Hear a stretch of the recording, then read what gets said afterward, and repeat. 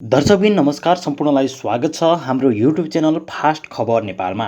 Fast खबर नेपाललाई यदि तपाईँहरूले सब्सक्राइब गर्नुभएको छैन भने कृपया हाम्रो च्यानललाई सब्सक्राइब गरिदिनुहोला। अब लागौँ आजका विषयतर्फ। नेपालमा कोरोनाका थप 2 नयाँ भेरिएन्ट, दुवै धेरै सङ्क्रामक र जोखिमपूर्ण। कोभिड-19 को दोस्रो लहर चलेपछि स्वास्थ्य मन्त्रालयले विश्व स्वास्थ्य सङ्गठन WHO को समन्वयमा 35 वटा नमुना विदेश पठाएको थियो। नेपालबाट पठाएका नमुनाको भारतको CSIR institute of genomics and integrative बायोलोजीमा सिक्वेन्सिङ गरिएको थियो, जसमा 34 जनामा B1617.2 भेरिएन्ट देखिएको स्वास्थ्य मन्त्रालयका सहप्रवक्ता डाक्टर समीर कुमार अधिकारीले बताएका छन्। त्यस्तै एकजनामा B1617.1 भेरिएन्ट देखिएको छ। यी दुवै भारतमा देखिएका भेरिएन्ट हुन्। यी नयाँ दुवैसँग नेपालमा 3 वटा भेरिएन्ट पुष्टि भएको सहप्रवक्ता डाक्टर अधिकारीले प्रेस विज्ञप्ति मार्फत जनाएका छन्। उनले विज्ञप्तिमा भनेका छन्, यससँगै हालसम्म नेपालमा यो परिवर्तित भाइरससहित 3 किसिमका भेरिएन्ट रहेको पुष्टि भएको छ। नयाँमा नयाँ देखिएका दुवै भेरिएन्ट गत 5 अक्टोबर 2020 भारतको महाराष्ट्रमा देखिएका थिए। यी भेरिएन्टलाई विश्व स्वास्थ्य सङ्गठन WHO ले 8 दिन अघि 10 मे 2021 भेरिएन्ट अफ कन्सर्न भनेर घोषणा गरेको छ। अहिले देखिएको नयाँ भेरिएन्ट धेरै सङ्क्रामक रहेको स्वास्थ्य मन्त्रालयका सहप्रवक्ता डाक्टर अधिकारीले जनाएका छन्। हाल पत्ता लागेको नयाँ भाइरस सबै उमेर समूहमा धेरै सङ्क्रामक र जोखिमपूर्ण रहेको अध्ययनहरूबाट पठाइएको छ। डाक्टर अधिकारीले भनेका छन्, नयाँ भेरिएन्ट धेरै सङ्क्रामक रहेकाले जनस्वास्थ्यका मापदण्डहरू पालना गर्न स्वास्थ्य मन्त्रालयले आग्रह गरेको छ। प्रधानमन्त्री बन्ने लाइनमा राजेन्द्र महतो।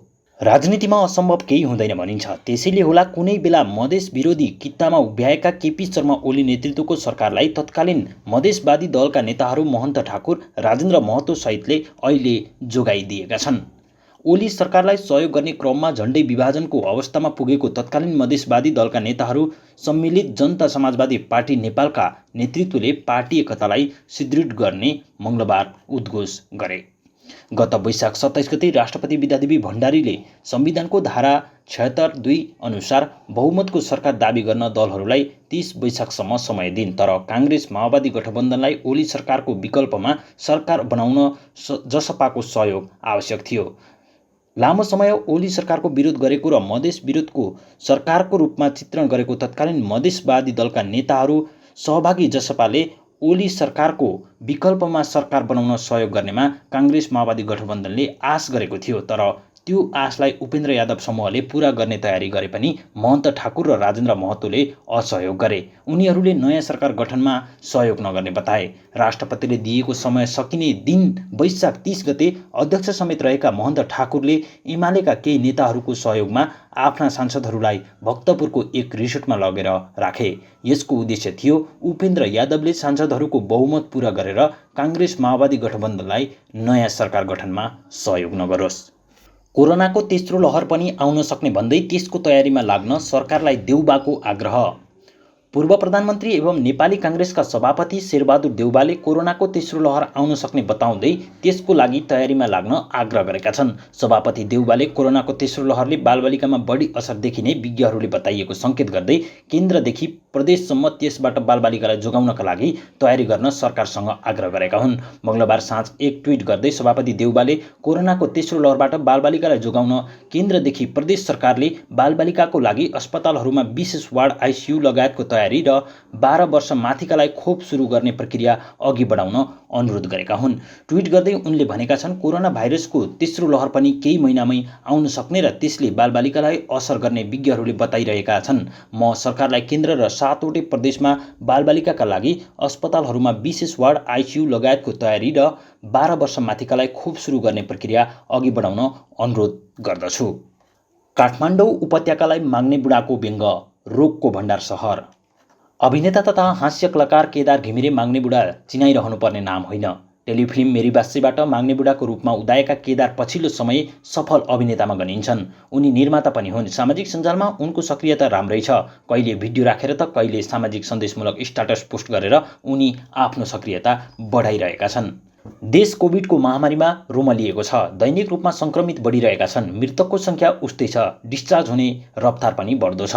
यही परिप्रेक्ष्यमा मङ्गलबार साँझको समयमा उनले एक तस्बिर फेसबुकमा पोस्ट गरेका छन्। सहरको पृष्ठभूमिमा अस्ताउँदै गरेको सूर्यको तस्बिर उनले खिचेर फेसबुकमा राखेका छन्। अवसरको सहर, स्वार्थी सहर, अवसरवादीको सहर, सपनाको सहर, आफ्नै दृष्टिकोण तर अहिले रोगको भण्डार सहर, स्टेज सेफ उनले लेखेका छन्। उनले फोटोग्राफर केदार प्रसाद घिमिरे लेखेका छन्। नेपालमा कोरोनाको तेस्रो लहर आउने विज्ञहरूको चेतावनी, बालबालिका उच्च जोखिममा पर्ने। अहिले नेपालमा महामारीको दोस्रो लहर चलिरहेको छ। दोस्रो लहरको महामारी तीव्र गतिमा बढिरहेको बेलामा फेरि तेस्रो लहरको चेतावनी दिएको छ। नेपालमा भाइरसको तेस्रो लहर आउने र त्यसले अब बालबालिकालाई प्रभाव पार्ने चेतावनी दिएको छ। विज्ञहरूले आफ्ना बालबालिकाहरूलाई जोगाउन सुझाव दिएका छन्। पहिलो चरणको महामारीमा वृद्ध अवस्थाकाहरूलाई बढी जोखिम देखिएको सङ्क्रमण दोस्रो लहरमा युवा पुस्ता प्रभावित भए। अहिले युवाको मृत्यु धेरै देखिएको छ।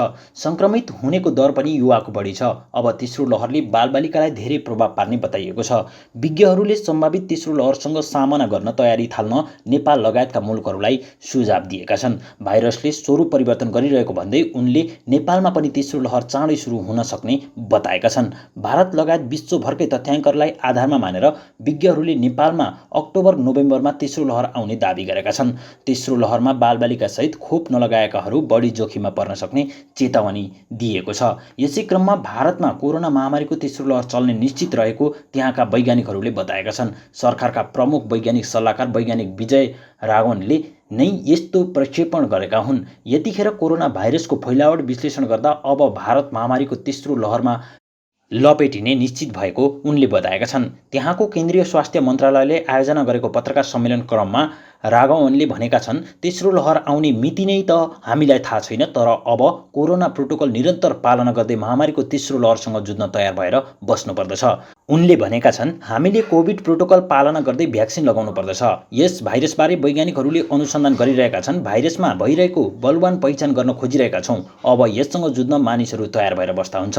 कोरोनाको समस्या बढ्ने भन्दै विश्व स्वास्थ्य सङ्गठनले दियो यस्तो चेतावनी।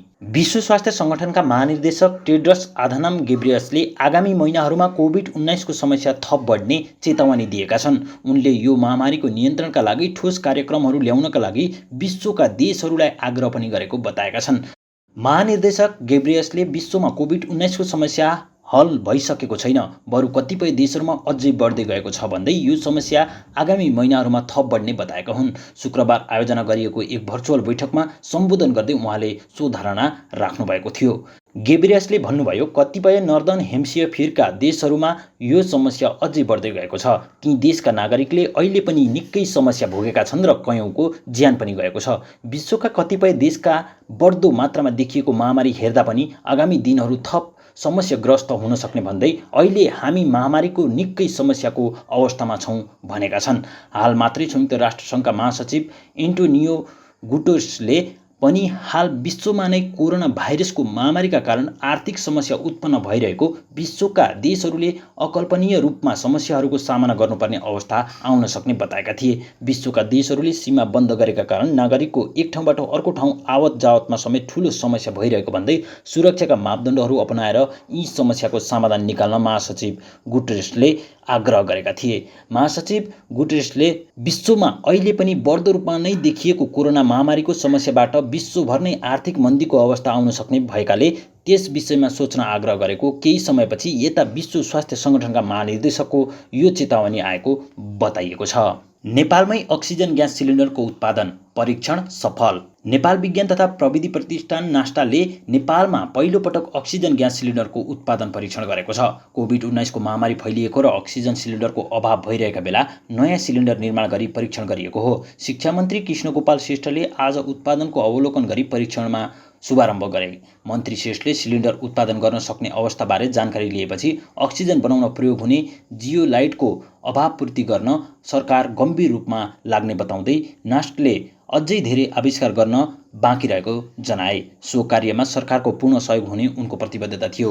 मन्त्री श्रेष्ठले ठूला अस्पतालहरूमा अक्सिजन उत्पादन प्लान्ट नहुनु विडम्बना भएको बताउँदै भने, विगतमा अस्पताल सञ्चालन अनुमति दिँदा अक्सिजन प्लान्टको व्यवस्था अस्पतालभित्र अनिवार्य हुनुपर्ने नियम बनाइएको भए आज अभावको समस्या भोग्नुपर्ने थिएन। परीक्षण सफल भएसँगै अब नेपालले प्रेसर धान्न सक्ने सिलिन्डर उत्पादन गर्न विभिन्न कम्पनीहरूलाई अनुमति दिनेछ। नास्टका प्रविधि संकाय प्रमुख डाक्टर रविन्द्र ढकालले अब उत्पादन गर्ने कम्पनीसँग छलफल गरी व्यावसायिक उत्पादन गर्न अनुमति दिने बताए। उनका अनुसार नेपालमा पाइने सिलिन्डरको न्यूनतम मूल्य करिब 15,000 पर्ने भने नास्टको प्रविधि प्रयोग भएका सिलिन्डरको करिब 10,000 भन्दा कम मूल्य पर्नेछ। परीक्षण अवलोकन गर्न नास्टको ललितपुर स्थित मुख्यालय पुगेका मन्त्री श्रेष्ठले नास्टका उपकुलपति डाक्टर सुनिल बाबु श्रेष्ठ, वैज्ञानिक शङ्कर ढकाल लगायत टोलीलाई धन्यवाद दिएका थिए। हवस् त दर्शकबिन, तपाईहरू यस विषयमा के भन्नुहुन्छ आफ्नो कमेन्ट तल कमेन्ट बक्समा व्यक्त गरिदिनुहोला। साथै हाम्रो युट्युब च्यानल यदि सब्स्क्राइब गर्नुभएको छैन भने कृपया सब्स्क्राइब गरिदिनुहोला।